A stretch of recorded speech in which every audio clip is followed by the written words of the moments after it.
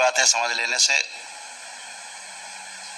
भविष्य में तमाम संकटों से मुक्ति मिलती है, और कभी कोई कष्ट आते हैं गृहस्थ जीवन में तो उनसे निपटने में बहुत आराम मिलता है, आराम से आप उससे निपट लेते हैं। जैसे दरबार के 2-3 छोटे छोटे नियम है जिन्हें पालन करते रहने से आप में कोई फिर विकार आते नहीं है। प्रथम, संकल्प और प्रार्थना। प्रार्थना और संकल्प सबसे बड़ी शक्ति है संसार की। अगर इस पूरे सृष्टि में कोई सबसे बड़ी शक्ति है वो है आपकी स्वयं की प्रार्थना और संकल्प की शक्ति है। इस बात को ध्यान रखें। जैसे अनुष्ठान जब तब आप सब कर लेते हैं, एनर्जी इकट्ठा होती है, लेकिन वो एनर्जी ऐसे जैसे कि आप धन पैदा करते हैं और इकट्ठा है, बस बैंक में रखा है, तिजोरी में है आपकी या जेब में।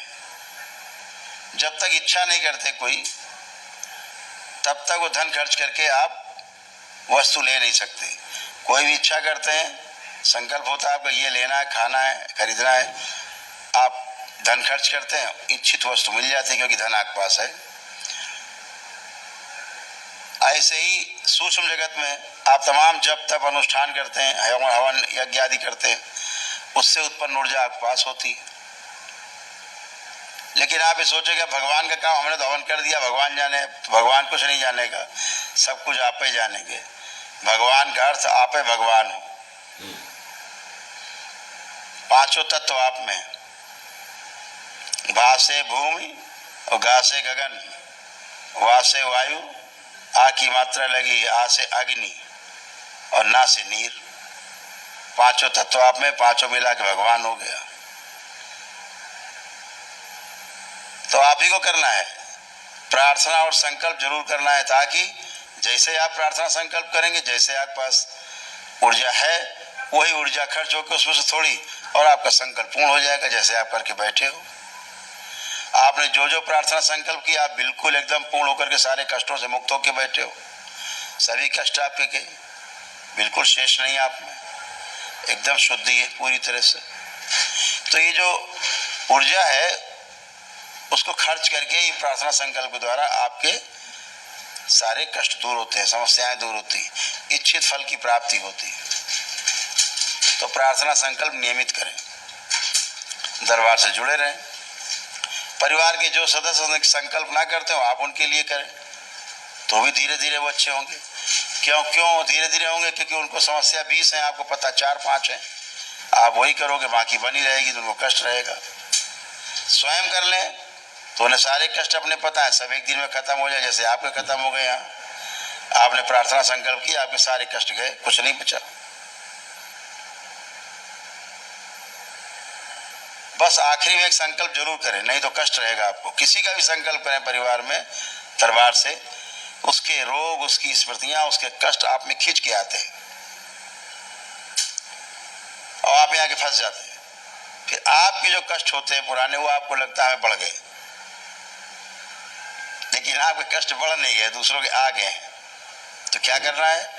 आंख बंद करना है, भोलेनाथ को, माँ को प्रणाम करना है, बाबा माँ को प्रणाम करना है और प्रार्थना करनी है कि बाबा हमने अभी जो संकल्प किया है अपने परिवार के इस सदस्य के लिए, जो हमें स्मृतियाँ, उसके रोग आ गए खींच के सूक्ष्म में, वो स्मृतियाँ नष्ट कर दी जाए। 3 बार ओम नमः शिवाय बोल के आँख खोलोगे, आपसे कष्ट निकल जाएंगे, आप खाली। नहीं आपके कष्ट फंसे रहते, आपको कष्ट रहता, आप दरबार भागते हो, अरे हमें कैसे कष्ट आ गए। संकल्प करेंगे, प्रार्थना करेंगे, भाव रखेंगे किसी परिवार के सदस्य के लिए अच्छा ठीक होने के लिए, तो आप में खींचेंगे वो कष्ट। आपको लगे कष्ट हो रहे हैं, आप समझ जाओगे हम चिंता करते हैं परिवार के फला सदस्य के लिए, तुरंत आंख बंद करो, दरबार से प्रार्थना करो कि जो स्मृतियाँ आ गई हैं दूसरे के, हमारे परिवार की, हमें सब नष्ट कर दी जाए। फिर आप तुरंत सेकेंडों में आँख खोलोगे, खत्म सब। अच्छे, इसको ध्यान रखो हमेशा। दूसरा, लेपन के लिए बोला जाता है आपको कि लेपन जरूर करें, कारण लेपन ही सबसे ताकतवर है आपके ब्रेन के लिए। हमेशा ध्यान रखो, आपको स्वस्थ करने के लिए आपके सूक्ष्म में प्रार्थना संकल्प, स्थूल में आपका मस्तिष्क, यही आपको स्वस्थ रखता है। अगर मस्तिष्क भ्रमित है, मस्तिष्क में तमाम गंदगी है, सूजन है, ब्लड और ऑक्सीजन की सप्लाई प्रॉपर नहीं है, ट्यूमर्स बन जाते हैं उसके कारण, तो फिर आपका शरीर कभी स्वस्थ नहीं रहेगा।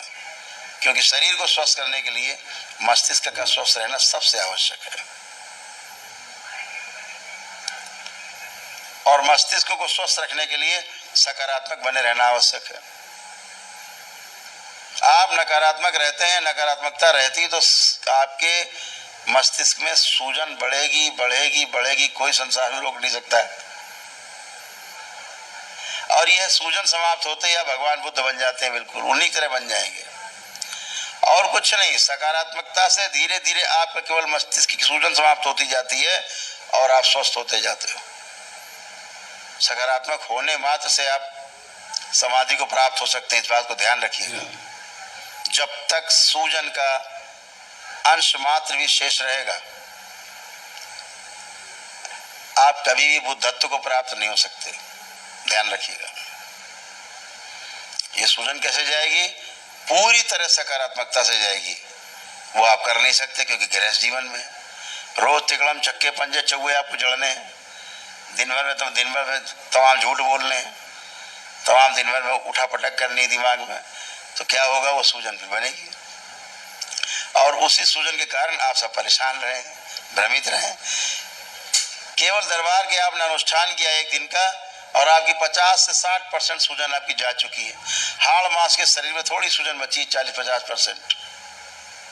सोचो, जब 50-60% सूजन जा चुकी है केवल, तो आप ऐसे बैठे हैं, ना तो आपके अंदर कोई एक गंदा विचार आ रहा है। घर परिवार के लोग छोड़ दो, पति पति तलाक वलाक चला करता है, वो तो छोड़ दीजिए, वो तो आ ही नहीं रहा, खत्म हो चुका है, डेड, हमेशा के लिए।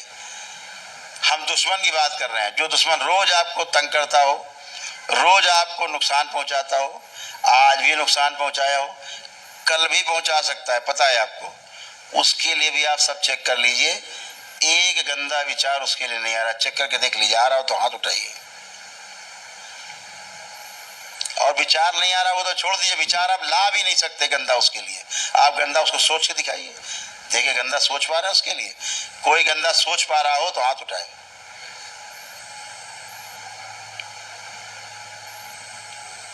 नहीं सोच सकते,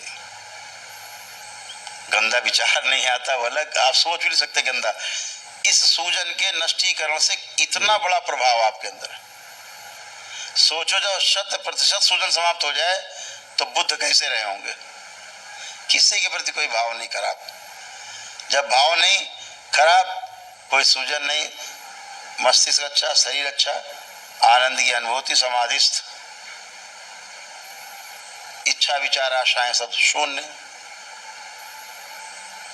इस पूरी पृथ्वी पर ऐसा कर सकने वाला केवल आपका दरबार है धरती पे, दूसरा कोई दरबार नहीं है।